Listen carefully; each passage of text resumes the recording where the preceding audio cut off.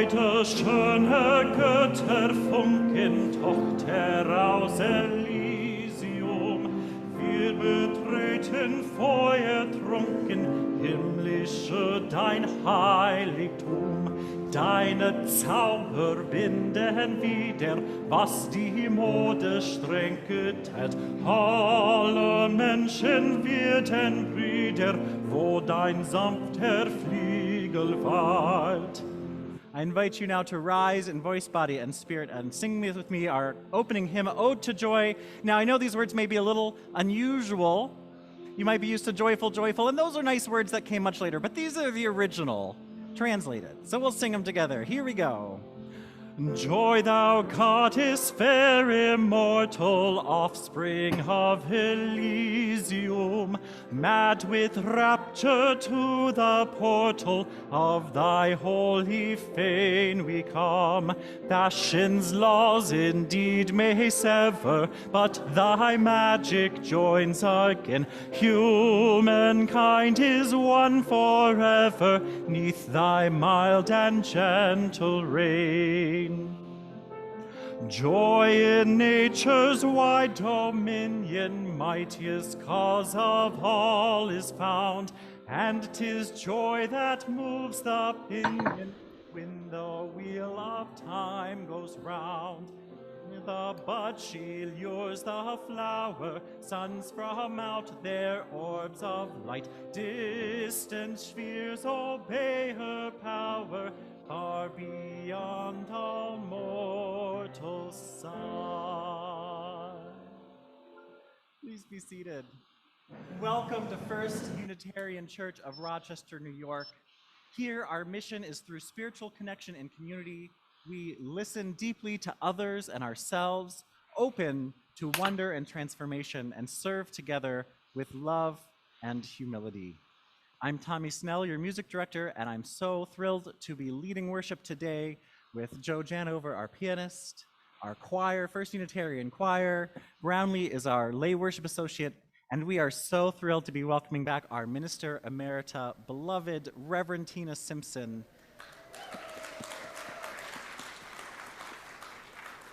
It is such a gift and a joy to have you back with us, sharing the good news.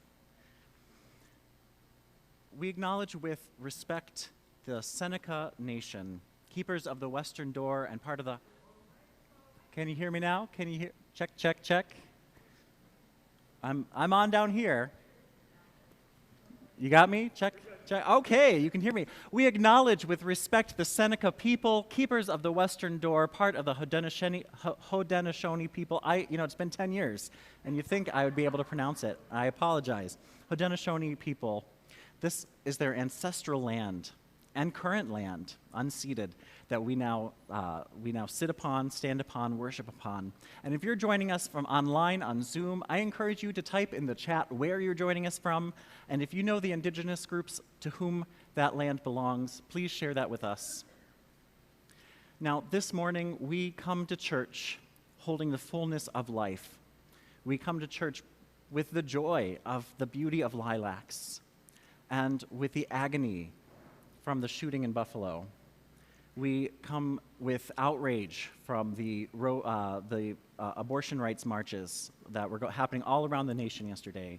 We come with a fullness of human emotion. And that is part of why we come to church, is that we hold the fullness of our lives.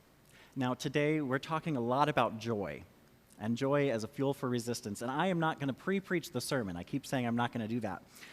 But I want you to know, as we sing about joy today, and the choir is singing two particular pieces, both from Black traditions, from The Wiz, one of the most important, one of the most significant pieces of Black Broadway, and from the gospel tradition as well. But we know that there's pain in the world, particularly locally from Buffalo and the racist and anti-Semitic shooter there.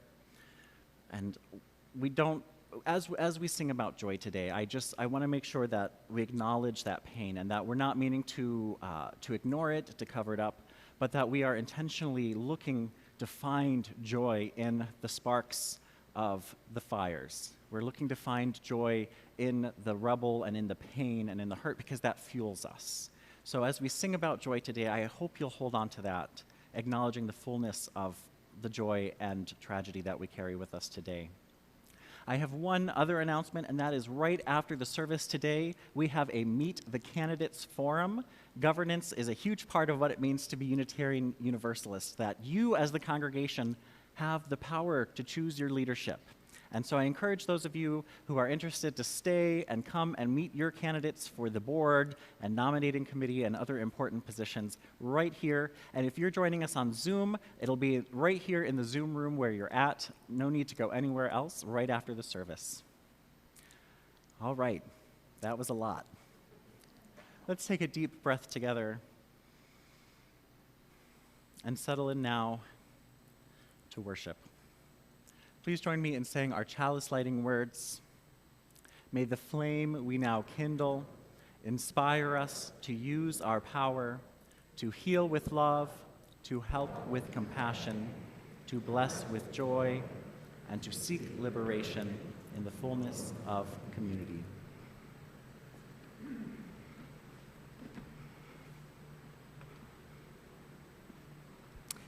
Hi there. It's been a minute. Actually, it's been 4 years, and I am thrilled to be here with you. Now, 2 of those years were expected, right? I'm supposed to be away, and we allow our new minister to establish her ministry, and that was perfect and wonderful. And then there was a pandemic, and there were 2 more years. Tommy reminded me that I did preach online on Mother's Day a couple of years ago, because who likes to preach on Mother's Day? But I do. So anyway, I am thrilled in so many ways to be with you today. Now, I have to tell you that 4 years is a goodly amount of time for a retired minister to just kind of process all that happens in ministry. Because you know what? On any given day, it's like a whiplash, right? You're dealing with church politics and policy, and then you're dealing with staff, wonderful, wonderful staff, and then you get a call to go to the hospital and someone is gravely ill, and then another family who's been hoping for a child calls and tells you they're pregnant. And the next day, it all happens again, and it never, ever lets up. And so when you retire, you have a lot of time to process what was so immensely powerful in your ministry. Because being a minister, you live with your heart open 90% of the time. That's what it takes, right? So I was getting ready to come here today, and I was looking at our chalice lighting words, because they're a little different than when I left. And the piece that got me was the part that says, "May the flame we now kindle inspire us to use our power." And then you go a couple of commas over, and it says, "to bless with joy." To bless with joy. And as I process more stuff that happened here in this beautiful community, I think to myself, you taught me that. You taught me how to bless with joy. And there are so many stories I could tell that would illuminate that, but I have one today for you. And there are also so many people that we've lost that tell that story. So I'm going to talk about Jim and Mary Lou Davidson. Anybody remember them? They were married like forever, really forever. He was a staunch supporter of the church. He was here when it was built. He remembers the old church that none of us remember. And as they married and raised their children here in this community, they became very connected and bonded to one another, so that when Mary Lou became sick, Jim became her primary caregiver. Now, the other thing to know about Mary Lou is that she loved flowering houseplants. And when I would go visit, as they were becoming older, into their 80s and 90s, she would proudly display her beautiful flowers in the front window seat. And they were finely tended. She even had a huge sort of contraption over in the corner of the living room, and it had grow lights and African violets. I'm pretty sure that's what she was growing under the grow lights. Anyway, took you a minute, right? Anyway, as she became more infirmed and unable to care for things, her flowers suffered. And there were days that I would go over and we would still go to the window, and sometimes she could talk and sometimes she couldn't, and the flowers began to wilt and the leaves began to turn brown, and we would just stand there. And Jim said, I don't know what to do. I don't know how to take, as much as I try, I don't know how to take care of these. And then one day, I went back and I glanced over at the windowsill, and it was covered in flowering plants. And her grow lights were shining down on African violets that were blooming. At this point, she couldn't talk at all, but she pointed to the windowsill. And I walked over to look at them, and they were all fake. And they were beautiful. And Jim said, I had to do something. I hope this is okay. They brought her such joy. And I thought, wow, bless with joy. And that's why we come to church, friends, because we learn from one another how to do that, how to live with the difficulties of the world and still find ways to bless one another with joy. Welcome to our celebration of life. I am thrilled to be here with you today. Thank you.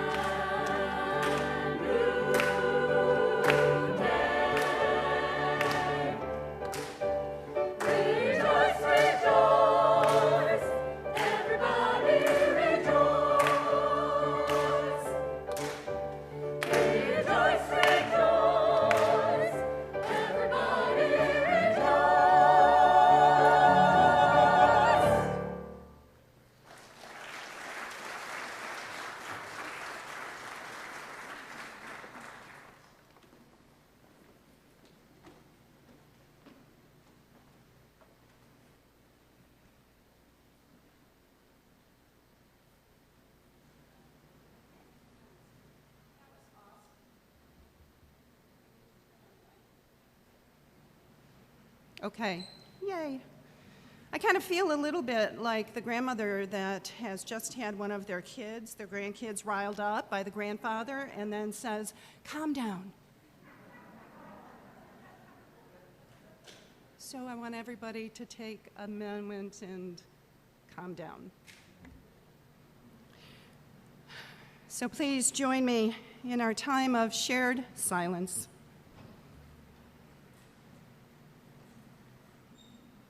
Allow yourself to settle comfortably into your chair and let your breath come easily. As you breathe, let it bring light into your heart. And as you breathe out, let it release your troubles.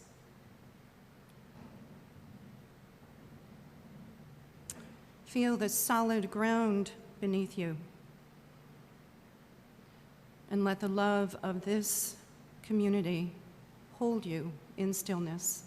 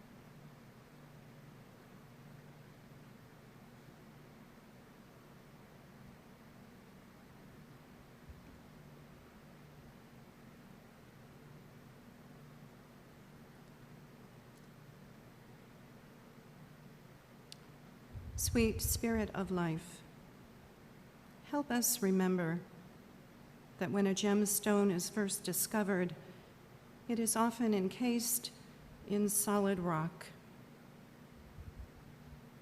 It is ordinary and shows no sign of brilliance at all.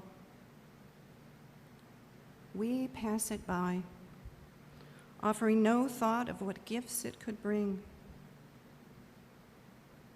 It is the hard and tenacious work of the artist that chips away the rock, exposing the gem, and cuts in facets to reveal the radiance and luster that were simply there all along.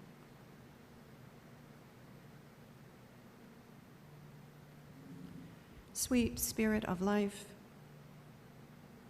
help us remember that all life is like this, ordinary, and often encased in rock.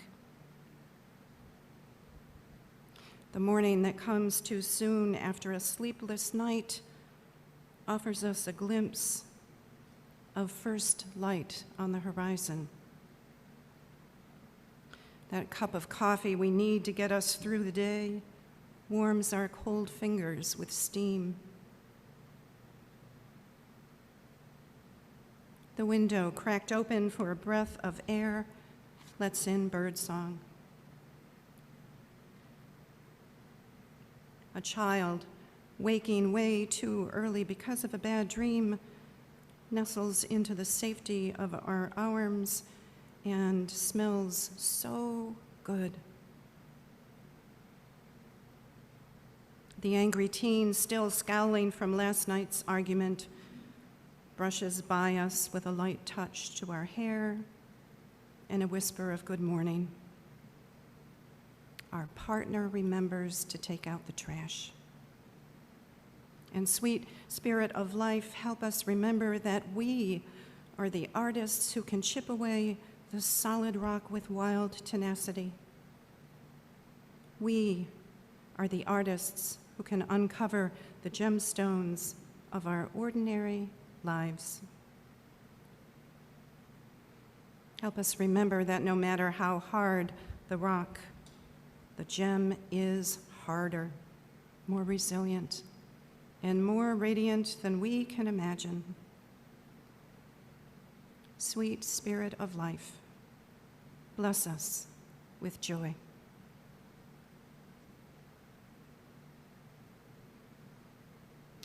And now, together we share in our ritual of community care.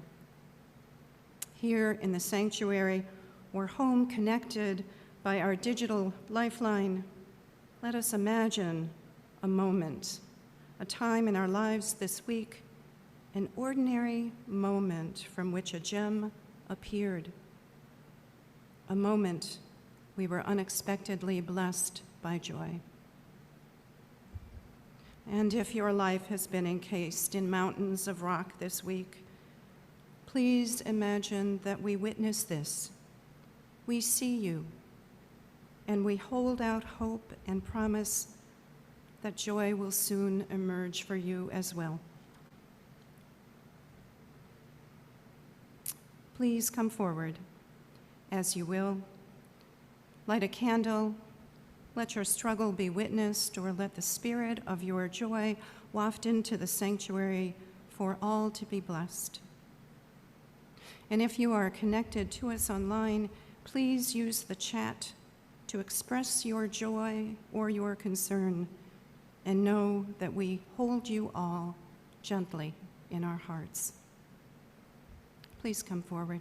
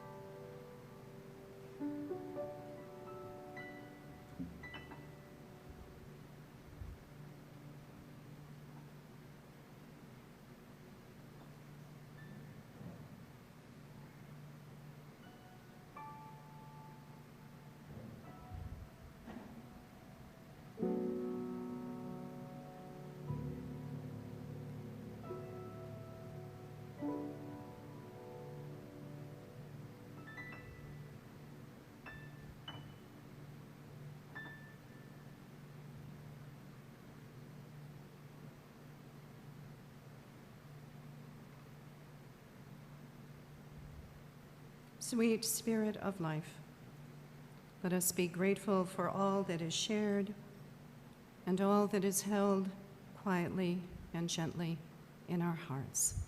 Amen.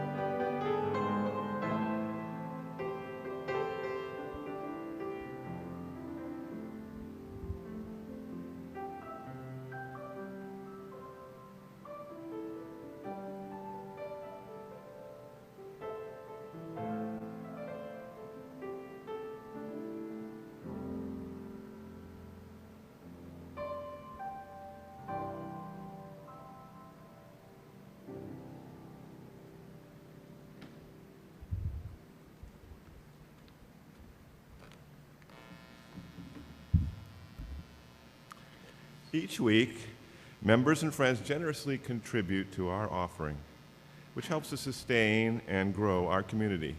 This collection supports the work and witness of our church, and each week we give half of our collection to a partner organization working to create a more just and loving world. This week, we're sharing the plate collection with the National Campaign for the Black Mamas Bailout. As we work to end cash bail throughout the country, almost 500,000 citizens are detained awaiting trial. The Black Mamas Bailout aims to even the playing field by ensuring that families are not separated simply because they do not have the money to post bail. You can give online at donate.rochesterunitarian.org or by Venmo or in the baskets being passed by the ushers. Please give generously, as our offering will now be received with gratitude.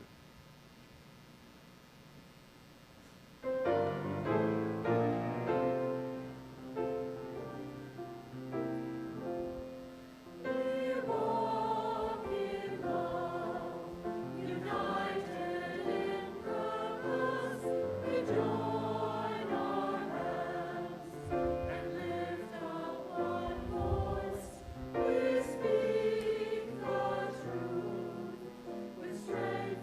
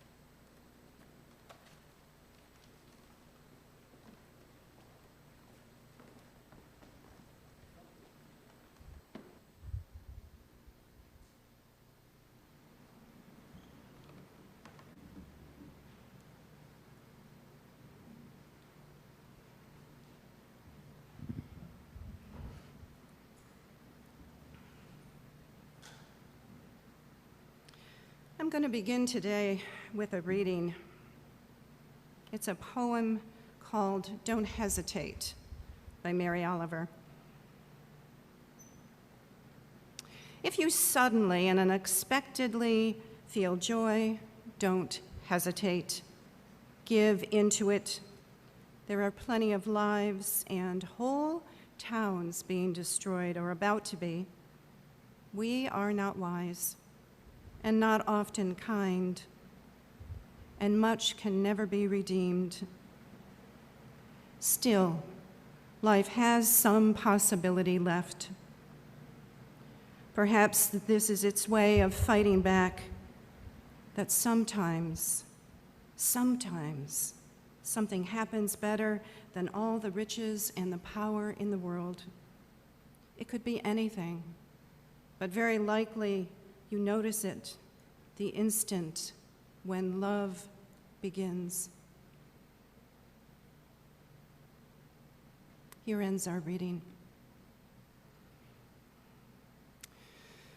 Oh, so yesterday, around 4 o'clock in the afternoon, when I read about the tragedy, the murder by a white supremacist of the people who were shopping in Tops in Buffalo, I had that familiar feeling in my gut.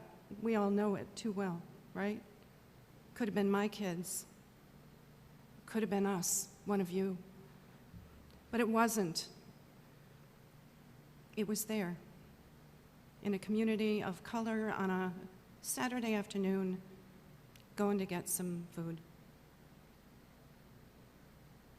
And I thought to myself, what do I do tomorrow? How do I do this? And I thought, okay, I'm going to go to bed, and I'm going to think about it. And about 3 o'clock in the morning, I woke up, and I thought, that's it. I've got to rewrite the sermon. I've got 6 hours.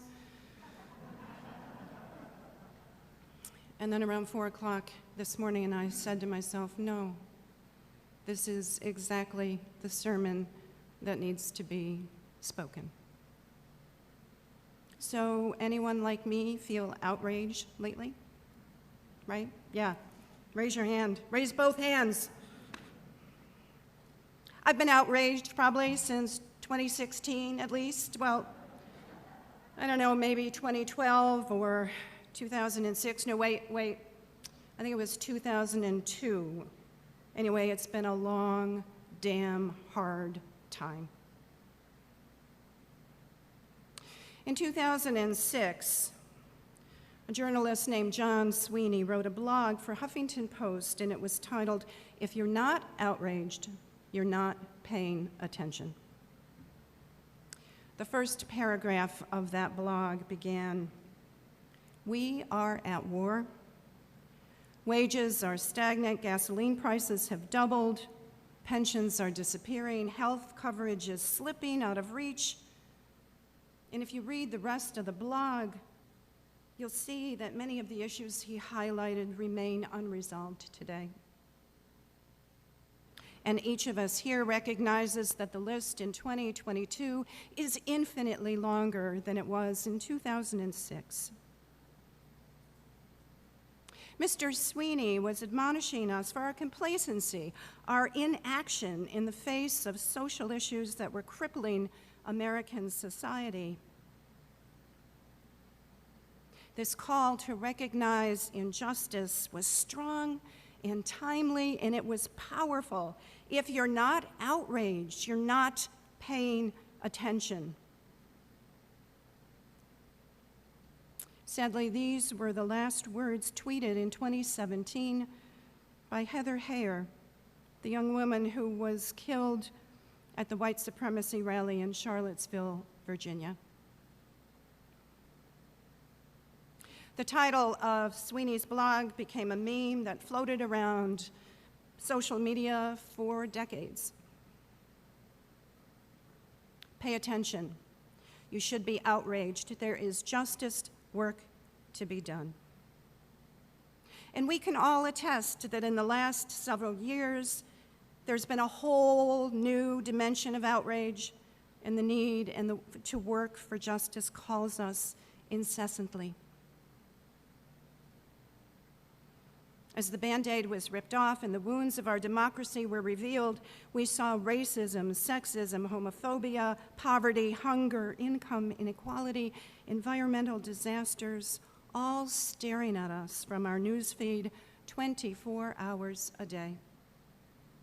Each issue calling us to care, to act, to make a difference, to be outraged. Now, we Unitarian Universalists have a faith tradition that also calls us to live our values in the world.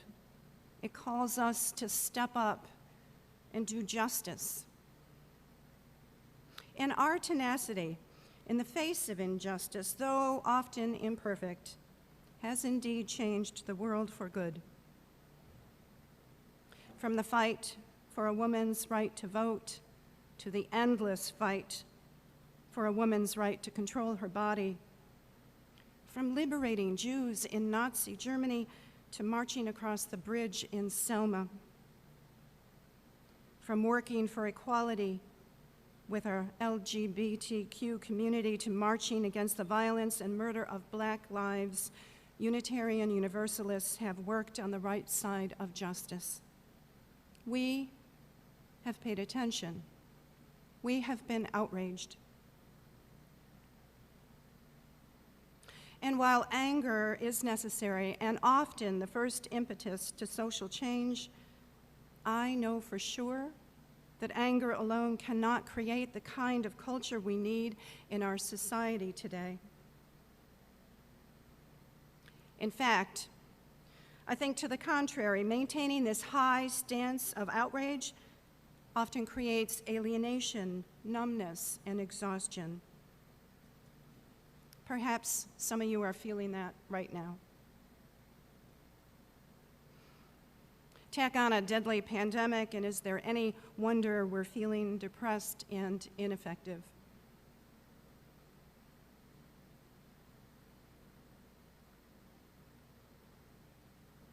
In the last few decades, social media has given a platform to everyone who has an opinion to share.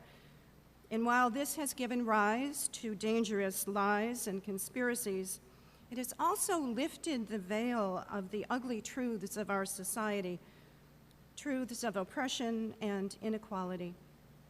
And this is good. This is good because it takes the conversation about how we choose to live in this country, in this world, to a different level. Voices of the oppressed and silenced now have a platform, an audience, and their intolerable conditions of living are visible in ways they never were before. All this is good. And when we pay attention to these voices, we are rightly angered. But here's the downside. If we only focus on the anger, it will cost us more than it will provide. Because the work of justice done simply from a place of outrage, it's just not sustainable. The troubles of our world are constant.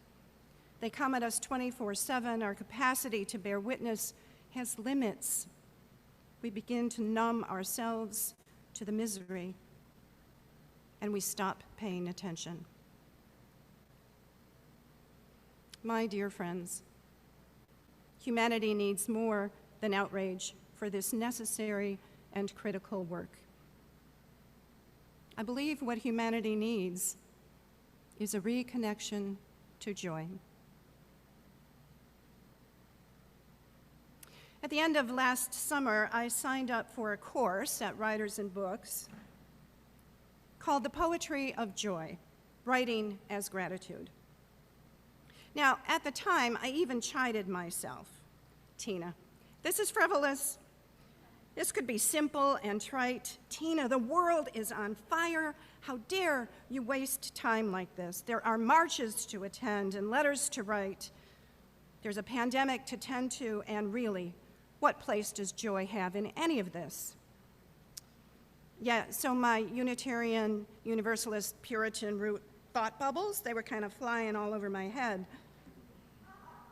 But I signed up anyway. I penciled it into my calendar. Now, for those of you who have never used a paper calendar, because I realize there's many of you,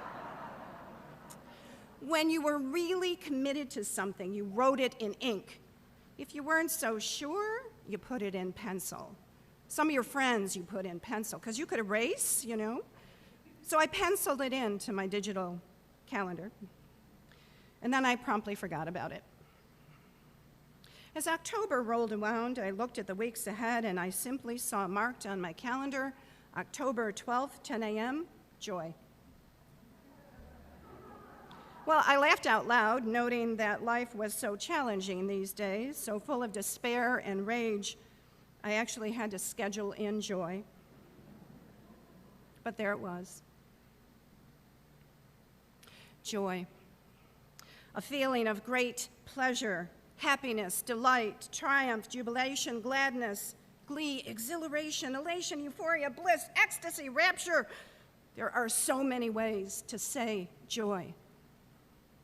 Now, the opposite of joy is misery. And I'm afraid too many of us have been miserable lately. Now, in that workshop, in those 2 hours of penciled-in delight, I learned that the practice of joy is a profound act of resistance. Let me say that one more time. In the face of all that is horrible, joy can be a profound act of resistance. You see, mired in outrage, it can be easy to lose sight of what brings us joy. We lose sight of what we love. And it seems these days, we are drawn to indignation and fear, right? It's like a moth to the flame. Now, perhaps the media has a part to play because it's so effective as a constant purveyor of despair, but we have a part too, don't we? We pore over news outlets all day long. We check our feed. We thirst for anger. We actually have a term for it, right? Doom scrolling. Maybe you're guilty of this. Maybe I am too. Now, what if we spent an equal amount of time and energy each day on what we find joyful, on who and what we love? What if we pursued joy with wild tenacity? What if we chipped away the rock and found the gem?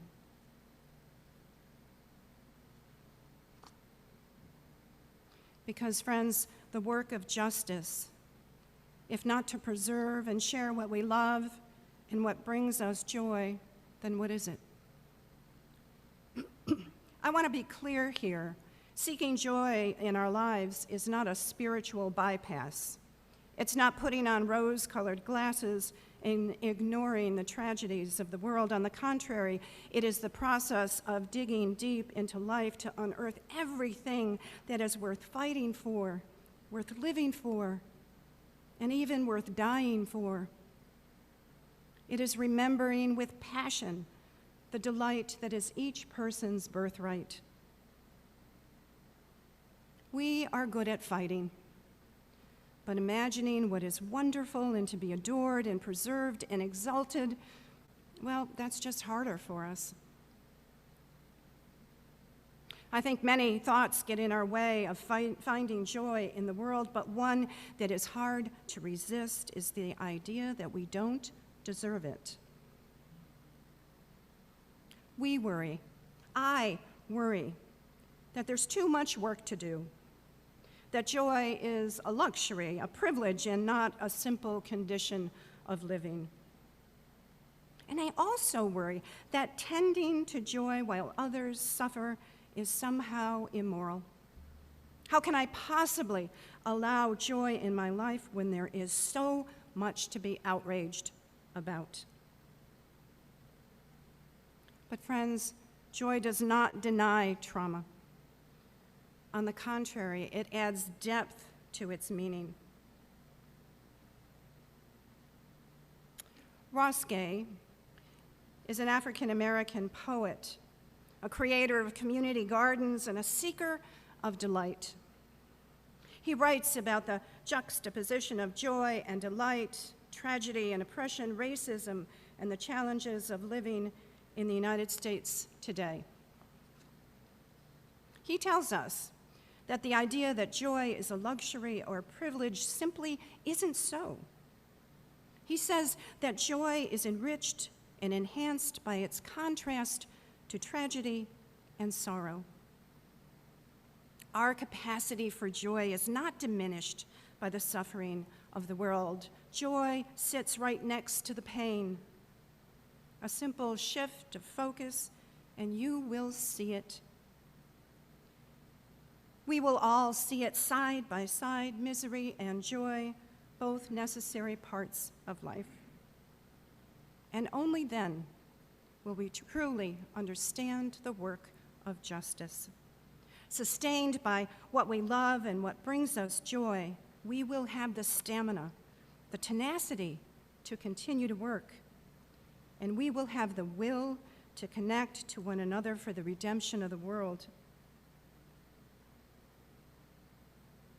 In the spring and summer of 2020, there were weeks of Black Lives Matter protests around the country and here in Rochester after the violent murder by police of Daniel Prude. People from across the community, black, brown, white, came out to protest in the middle of the pandemic. Many of you were there. Similar protests broke out across the country in response to the endemic disregard for Black lives.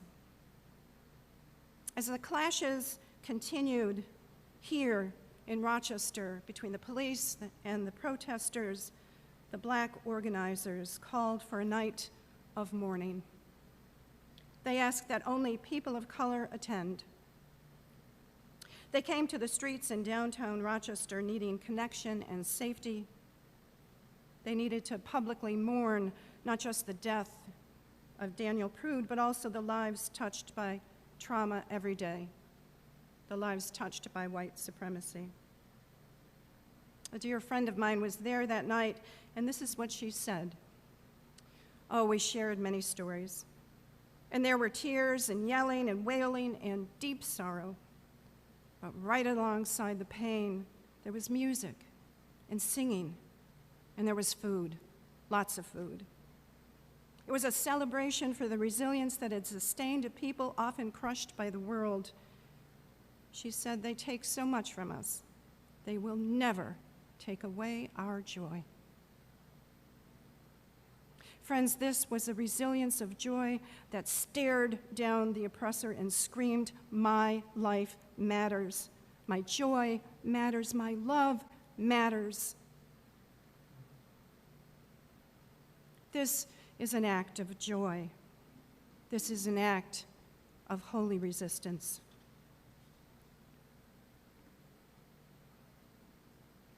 So how do we find this in our lives? How do we shift our focus from constant outrage? How do we let joy in? How do we say yes to the sustenance it brings to our weary souls? First, we cultivate it, and then we share it. And then with wild tenacity, we work like hell for everyone else to have a right to claim it. I'm going to quote Ross Gay again, my new favorite poet. He is the author of The Book of Delights. He made a decision when he turned 43 to write an essay about a delight each day for a year. He began on his birthday. And this is what he discovered about delight and about joy, and I quote, "It didn't take me long to learn that the discipline or the practice of writing essays occasioned a kind of delight radar, or maybe like the development of a delight muscle, something that implies the more you study delight, the more delight there is to study. Which is to say, I felt my life to be more full of joy, not without sorrow or pain or loss, but more full of delight. I also learned this year," he said, that my delight grows much like love when you share it. Friends, there seems to be joy for the taking, almost knocking at our door to get in. What will you do today to find it in your life? How will you chip away the solid rock of outrage? And then how will you share it? One of my favorite places in a hospital is the elevator. There have been so many times during my years of offering pastoral care that I would visit someone with a profound illness or someone who was dying, and then while in the elevator, parents would enter with a brand new baby. Filled with joy and I'm sure lots of trepidation, this new family cuddled in soft blankets and flowers, balloons. Well, they were full of delight. People in the elevator would gravitate to this joy, offering blessings and smiling and cooing. In that moment, we were all connected. By whatever sorrow we were holding, our hearts were held by pure joy and celebration of this new life. So friends, share what you know of joy. Share what you feel. The body remembers joy and happiness and tenderness as much as it remembers trauma. Consider how much healing we could accomplish simply by being tender and joyful together. A simple gesture of love can heal so much. And with this deep knowing of ourselves as connected to all living things, we walk out to work for justice, filled with joy and love. There is no other choice. May it be so. May it always be so.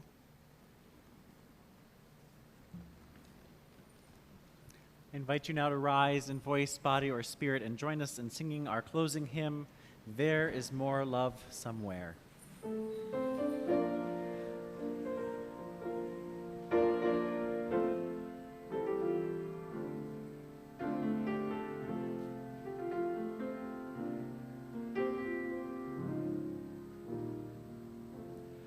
There is more love somewhere. There is more love somewhere. I'm gonna keep on till I find it. There is more love somewhere. There is more hope somewhere. There is more hope somewhere. I'm gonna keep on till I find it. There is more hope somewhere. There is more peace somewhere. There is more peace somewhere. I'm gonna keep on till I find it.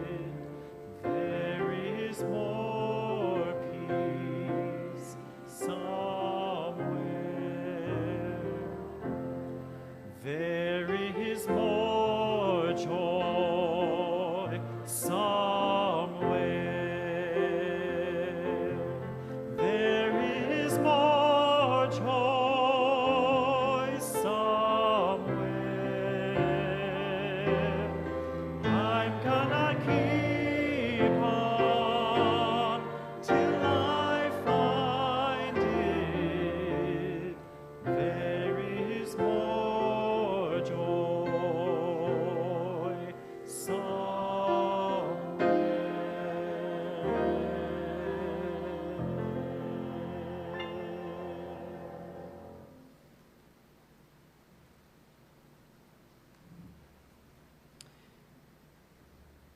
we extinguish our chalice together. We extinguish this flame, but not the light of truth, the warmth of community, or the fire of commitment. These we carry in our hearts until we are together again. As we close our service today, remember we preserve what we love, and we work diligently to assure it is not lost to the world, and that each of us has the right and capacity to hold it close. Joy, my friends, is an act of radical resistance. Feel it, share it, let it bring peace to your heart, let it bring peace to the world. Amen.